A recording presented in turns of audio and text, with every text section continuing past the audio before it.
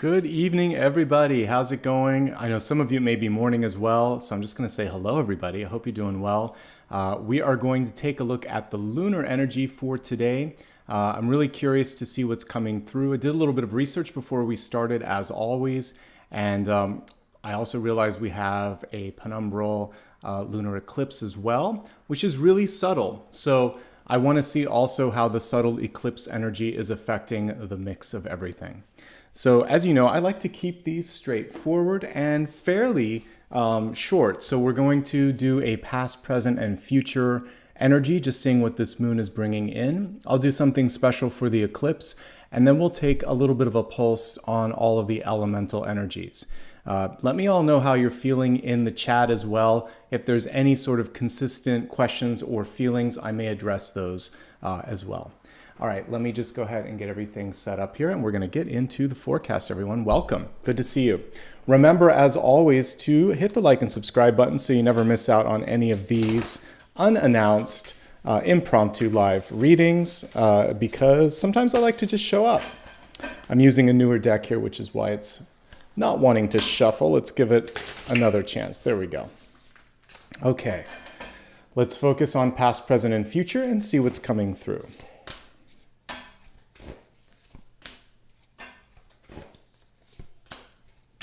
All right, all reverse. We're going to read them upright and just see them as subtle energies and talk about what's coming through here. Okay, so as we're looking at the past, by the way, this is going to be for everybody. Like I said, we're going to fine tune the forecast in a few moments and look at all the signs then. All right, so when we look at what you've been working on, what's coming through in the past, we have the Keeper of Coins here, and this is connected to the suit of Pentacles here. And for some of you, we're looking at the key here. I'm also kind of reading this as a chance for you to let go of something. So this could be a lesson, an opportunity. There could be also something that is difficult for you to sort of send out into the universe. A lot of times when you're working on a personal project, when you're really focusing on trying to bring something to perfection, that perfectionist sort of tendency can have you kind of holding on to something longer than you need to. So the first thing that I'm seeing with this full moon is to see if you've done all that you need to do, and then ask yourself, is it just the fear of what would replace something? Is it the fear of the unknown? Is it the fear of possibly even succeeding that might have you holding on to something? Ultimately, this is saying things are ready to move forward. All you have to do is turn the key. And I really quite like that as the past energy that's coming through. As we look at what's coming through in the present, it's a little bit of work, but a little bit of clearing. This is a beautiful Five of Wands, which has smudging and sage in it. And basically what we see here is that for many of you, it's kind of like this is clearing the way for better things to come through. So you've done the work to open the doors. Now it's basically just about clearing your head, clearing your agenda, and also sort of clearing out any confusion that might be present. Five of Wands typically would be a community sort of card where everybody's kind of doing duplicative work. Sometimes they're competing with one another. So what you want to do is rise above, just like the smoke in this, and basically create a little bit of organization and leadership. So I guess the question here for many of you is, are you ready and willing to step into that role? It's not always easy. It's not always what you want to do, but it does feel like that's sort of where the universe is guiding you in this moment. So here we have the traditional Five of Wands. And as you can see, there's a lot being done, but not a lot of progress. I like to kind of compare this to spinning the wheels in mud, right? Sometimes you just have to slow down for a moment and really figure out if it's worth it.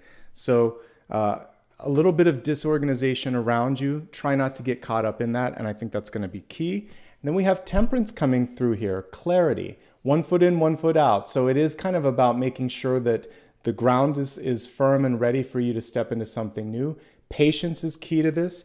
The Temperance card always has an angel with it. This is one exception. So I was just reading earlier, and I have a Temperance card here handy. If you look at my daily reading, you'll know what I'm pulling this from. So here we see what this card is inspired by, basically testing the waters, finding balance, realizing that you've set up this path for success, and it's saying slow and steady wins the race. And I really feel like that's going to be also a key to your success in this period. So I quite like what the full moon is bringing in. Something is getting ready to come to completion. There's a little bit of competition or confusion around you, and you're being asked to step into a leadership or a clarifying role. And basically here, it's not about rushing. Take your time. You're being guided, and trust in that guidance, especially this Temperance card that's beautiful. It kind of brings the whole sort of thing into focus here. All right? Let's now focus a little bit on the eclipse. I think I'm going to use that deck there. I just need to give it a good shuffle because I used it earlier. So I'll talk to you a moment while we're shuffling this deck. So this eclipse is very subtle, and unless you have good eyesight or you're looking at the moon when it's happening, you're not going to see it. So what I want to see here is what the subtle growth opportunity is, what you might be missing. So maybe it's a hidden opportunity. Maybe it's something that needs your attention. What's the subtle nature of this particular eclipse, and what can we learn from it right now? Okay, welcome everybody. I like doing these later for everybody that can't kind of see me in my normal time slots, either at 9 or 11. So I always try to do these in the evening if I can, just that way it's nice to catch a different audience. And they're typically unannounced, so definitely hit the like and subscribe. All right, we're focusing now on specifically eclipse energy. What can it teach us? What can it show us? What should we be focusing on that we're not right now? That good old hermit energy keeps coming through. Okay, so past lessons that are coming back, basically not second guessing your worth, not accepting less than what you need. And again, just like the Keeper card that I had just a few minutes ago here. Yeah, so just like this one, the Keeper of Coins. It's basically saying it's time to let something go so something new can come in. The Four of Pentacles is a very protective card. And what happens with this is we oftentimes protect our heart. We don't want to sometimes be vulnerable. We don't want someone to sometimes see us for what we're worth or whatever. It's just sort of like, if I protect myself, if I just hold on to this, something's better than nothing. I'm going to tell you sometimes that if it's not good enough, if it is sometimes even irritating, or again, it kind of gets in the way of you being what you should be. No, it's not good. Sometimes it's better to create space and hold space for something better. I'd rather have the Four of Wands than the Four of Pentacles. So create some room, let something go, and trust that you've done the work necessary for something better to come through. If you've watched my one card reading for Saturday, you'll realize that we got the Star card, which is nicely connected to the Hermit energy here. You'll see she's wearing the star here. Typically, the Hermit is carrying the star in their lantern. And basically, we keep seeing Hermit and Star energy coming through, and I think that's a big lesson here for this weekend as well. So the Hermit is about pulling back, learning, kind of keeping to themselves. The Star is the antithesis of that. It's about shining and being sort of like front and center. So there is a little bit of friction between these two cards. This one is holding back, and this one is saying, but I really know it's time. I think I've learned everything that I need to. I think I need to be the Star. The Hermit energy keeps wanting to come out of its shell as I'm reading it over the past couple of days. So I think you are ready. And I think for you, there's something to be thought about here, which is you can sometimes think yourself into a rabbit hole, research until the cows come home, and kind of overdo it. So when you feel like you've done everything that you can, I think it's time to sort of like dust everything off and say, let's give this a shot. Let's send it out into the universe, because the next card, the future state here, is the Ace. What can you pay attention to? What might you be missing? Really pay attention to the bottom line. The Hermit is a discerning card. She's going to read every little thing here in the fine print. And maybe some of you, there's a clause, there's something where someone is going to get more than they should. So she's going to research that and bring it up. So that's the subtle thing here, is that when it comes to contracts, remember, we're still in a retrograde. Always read, reread, and then read again, and then speak up. You can still get things done in a retrograde. I have a friend that just found an apartment, and you never know what you can do during this period, but you do want to be discerning. And the Hermit is one of the best researchers that you can get in tarot. So I like that for you. And it looks like it's going to be a positive outcome. Ask for what it is that you need. Don't accept less. Don't overpay, etc., etc. So all of these messages are pretty darn good. All right, everybody. Now, let's go ahead now and focus on an elemental breakdown. So the elements, as you know, we're going to be looking, I usually do it in this order. I'm going to look at fire, earth, air, and water. I'm going to use a different deck for this. Let me see what's calling to me, and we'll take a look.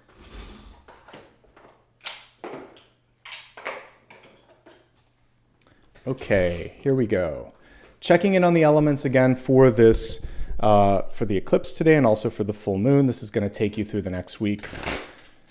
You can also watch me on Sunday for more specific energy. This is kind of the moon really and how it's setting things into action. By the way, full moons are really good for reflection, for thinking about how you've gotten where you've gotten, what you'd like to create. It's about planning, reflection. You don't necessarily have to take action on it, but making a decision or sort of setting a course in your heart and mind. That's a good thing. All right, so fire, earth, air, nice, and water. Let's look at them one by one at a time. Looking at Aries, Leo, and Sagittarius, all of my fire signs. This is a time during which you want to take special care of your emotional and mental space. So you could be feeling overwhelmed by everything that's going on. You could feel like a lot of people are trying to tug at your energy. I love the octopus here in the background. And basically it is about having proper boundaries, saying no, asking for help if you need help, and basically finding your sort of grounding here. It's a beautiful card. Let's pull it close up just so you can see it.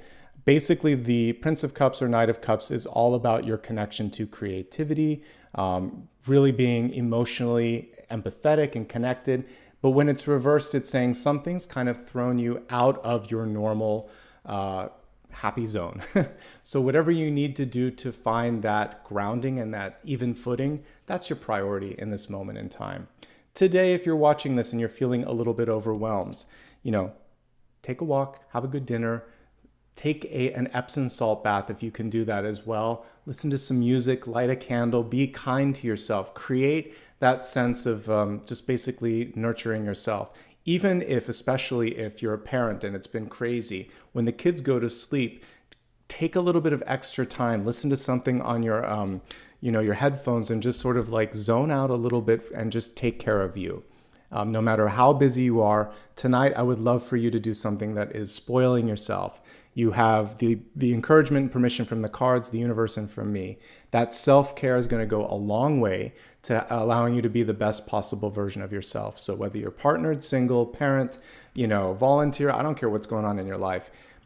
Take some time, 10 minutes, 5 minutes, an hour if you can, and just take care of you. Tonight, that's going to go a long way in recharging, resetting, and kind of calibrating your energy for the week ahead, okay? Important message. Don't be afraid to lean on someone, ask for help, or say no. All of these things which are really putting your heart first. That's what's important to Aries, Leo, and Sagittarius. All right, moving from my fire signs to Earth. Taurus, Virgo, Capricorn. Earth came through as Earth, which is always a good sign.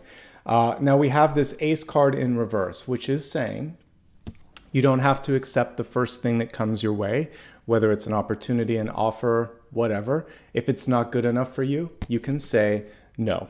If you're ready for something and you're interested in something, you don't have to wait. This card in reverse is about reaching out and expressing interest and saying, hey, would you like to do this, or sending out a resume, or whatever it is. It's basically kind of even just talking to the universe and saying, I know how I got here. I know what I want to do.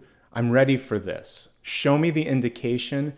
Help me set up the synchronicity. Let's do this. Let's co-create. And so that's actually the first step always, is intention and connecting with the universe. And you can do that also while you're taking a bubble bath tonight if you'd like to. I think it's a really good night to do something like meditation or an Epsom salt bath or journaling, because it gives you a chance to really see things. So however you want to connect, yoga is fine too. Something where you're allowing your mind, body, and spirit to get grounded and to get clear. But for you, this is a period where you're really opening something up, opening doors, asking for what you need, and not accepting less than what you're worth. Really important messages for Earth, But you can do it. If anybody can do these things, Taurus, Virgo, and Capricorn can do that. Get your hand and get your mind on your money matters. Really take a look at all of your resources. Make sure that you understand what's going on, and if not, raise your hand. Moving from my earth signs to air, Gemini, Libra, Aquarius. Well, look at this. It's a pretty good period for you. You're in a sweet spot with the star. Again, it's connected to the energy that I've been reading for the past couple of days, whether it was the Hermit reverse or the Hermit upright today or the star. They all have stars in them. And basically this is saying for you, it's a period to be very much comfortable in your skin, and being around people who celebrate that sort of ease is going to be key. So if someone around you wants you to change because they're uncomfortable around you as you are authentically yourself, then that's not the person to hang out with. This is also a time for you to really throw yourself behind something that you believe in, a project, a new endeavor, something that really matters in your life. This card is also highly connected to spirit and self. So your intuitive gifts, especially tonight, you may find that your dreams are especially clairvoyant. And I would say that's going to carry you through the weekend as well. So pay attention to what's coming through in both meditations and dreams. And even in your waking hours, you just may find it easier to make connections. This is a really powerful card. And I mentioned in today's one card reading, the reason it's so powerful is it comes after some pivotal and challenging ones. So like death and temperance and the tower, all of these things, and the devil, all of these come before the star, and they're some of the biggest cards in the major arcana. So what it means is, if you've had a tough week, if you've had a tough year, this is the point where things start to shift. And I read it for everyone, but it's especially coming through for all my air signs, possibly because you have an easier time of seeing things from a bird's eye perspective. Use that to your advantage and really start to step into the spotlight. That's been the message for the past 2 days. It's really underlined, especially for all of my air signs today. Okay, great message for you. Focusing now on water, Cancer, Scorpio, and Pisces. Your patience may be tried a little bit. You may be wondering how you got where you're at. What I love about the Hanged Man is it is a gentle hug from the universe saying, ye of little faith, you're actually exactly where you need to be right now. You've been asked to pause so you can get clarity.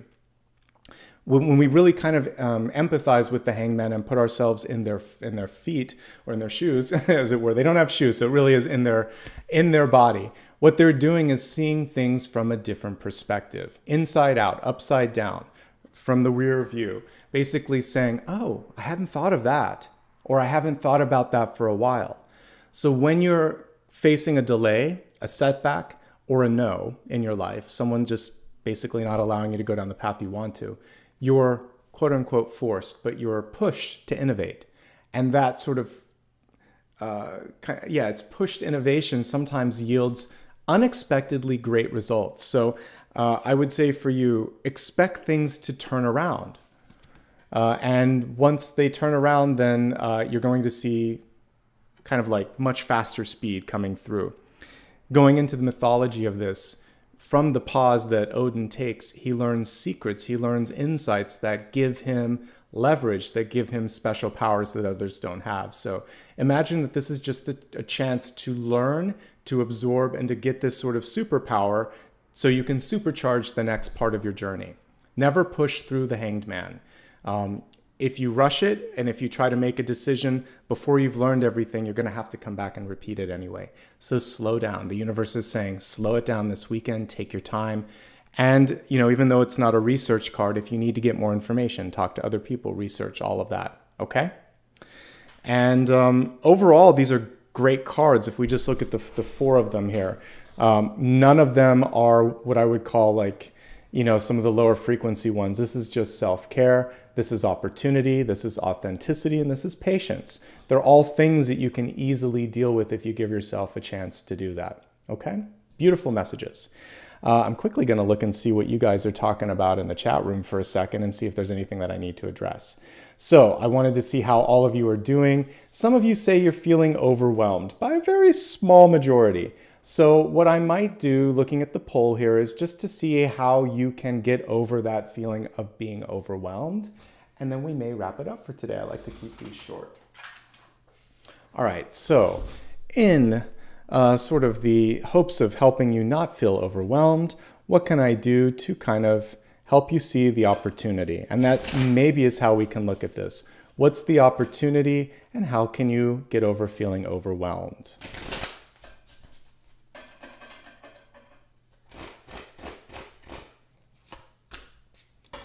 Nine of Cups in reverse. So the Nine of Cups in reverse can be a card where you're feeling a lot. You're feeling overwhelmed. But this is a really beautiful Nine of Cups. So I don't think I've ever really seen it with the energy of fertility. And we're seeing that here. So what happens sometimes when we're right on the precipice of putting something out into the universe, whether it's, it can be an invitation, it can be a baby as we see here, it can also be something that we really care about and we're sharing that with someone else. There's this desire to hold on to it a little bit more. So for some of you, again, going back to that keeper of whatever it was, keeper of the stone, it's basically saying it's a safe space, it's a safe time to let go. Emotionally, this is a card of basically super high and super low energy. So what you want to try to do is to find the middle ground, because we can't really live our lives, at the top of the pedestal or in the deepest valley. We spend most of our time sort of going up or coming down off of that high. So this is a period where I would say whatever you need to do, again, to find grounding or that middle ground is going to be important. The Nine of Cups in reverse is also a simple truth from the universe, which is if you're feeling overwhelmed, whatever it is that's overwhelming you will in time heal, lessen, or pass. Anything that feels like it's just I'll never get past this, you will get past this. It doesn't dampen or lessen the intensity that you feel in this moment, but it does encourage you to remember all of the previous things that you've gotten through. And it also reminds you to take care of yourself. This is very Empress-like, right? She reminds me of the Empress or the Queen of Pentacles. She is basically needing to just nurture herself and kind of talk herself back down into a place of feeling safe. And that's my advice for you today. You've been through things before. You can get through things through this sort of incident again. And the most important thing today is to focus on self-care, self-nurturing. And you're in a safe space here, and hopefully this card helped you feel that sort of sense of safety and nurturing. And now I'm going to just do one for the road. Why don't we do this as a final card, though? So because I can't answer every single question that's in the live, I'd like you to just meditate on one as we're speaking. And I'm going to turn the camera down. We're going to look and see what the universe has to sort of say with this question or this thing that you're focusing on. Maybe you saw I was live and you thought, I hope Nicholas covers this. Well, I am now. So hold that question in your heart and mind, and let's see what's coming through. Well, of course the moon card would come through when I'm reading for the moon.